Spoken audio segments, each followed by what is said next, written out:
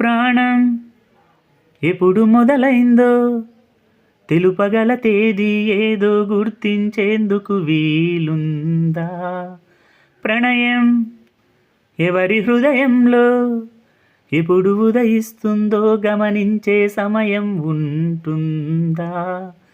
ప్రేమంటే ఏమంటే చెప్పేసే మాటుంటే ఆ మాటకు తెలిసేనా ప్రేమంటే? అది చరితలు సైతం చదవని వైనం, కవితలు సైతం పలకని భావం, సరిగమలెరుగని మధురిమ ప్రేమంటే.